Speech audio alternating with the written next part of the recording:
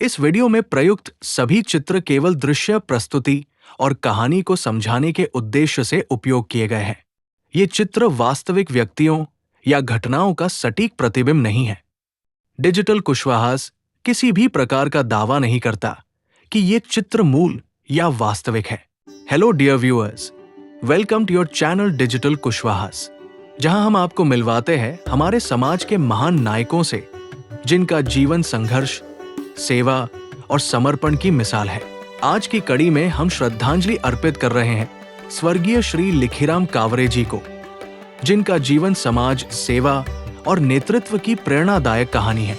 15 सितंबर 1957 को मध्य प्रदेश के बालाघाट जिले के किरनापुर गांव में एक सामान्य किसान परिवार में लिखीराम कावरे जी का जन्म हुआ। सीमित संसाधनों में पढ़ाई पूरी करने के बाद वे वन विभाग में दैनिक वेतन भोगी के रूप में कार्यरत हो गए।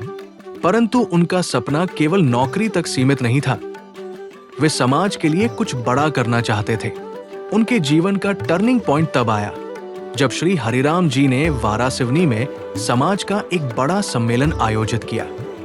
इस सम्मेलन में पधारे थे समाज सेवी श्री रामजी महाजन। वही पहली बार महाजन साहब की नजर लिखीराम जी पर पड़ी।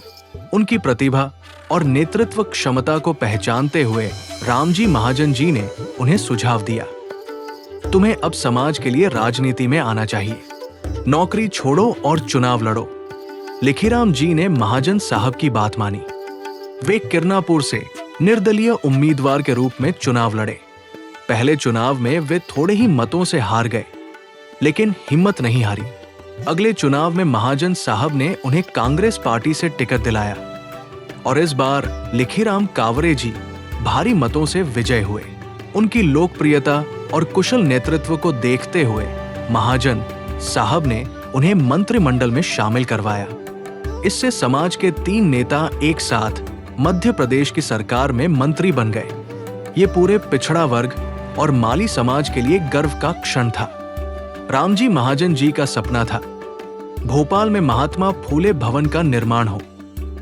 उनके परिनिर्वाण के बाद समाज ने ये जिम्मेदारी श्री लिखीराम कावरे जी को सौंपी। उन्होंने समाज का अध्यक्ष बनना स्वीकार किया और तय किया कि भोपाल में एक विशाल सम्मेलन आयोजित किया जाएगा। लिखीराम जी ने इस सम्मेलन को भव्य बनाने का बीड़ा उठाया।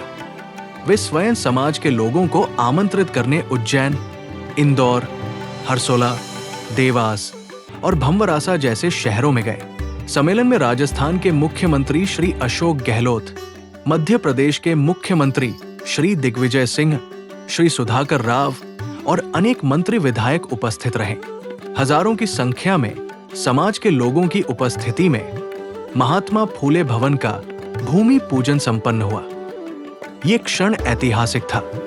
सम्मेलन के तुरंत बाद कावरे जी ने निर्माण कार्य शुरू करने के लिए श्री वालिया, ठेकेदार से दिशा निर्देश तय किए और कहा, अब हमें हर जिले में जाकर सम्मेलन में आए लोगों को धन्यवाद देना है और फरवरी 2000 में दिल्ली में होने वाले राष्ट्रीय सम्मेलन में हम मध्य प्रदेश से 400 बसें भरकर समाज के लोगों को ले चलेंगे।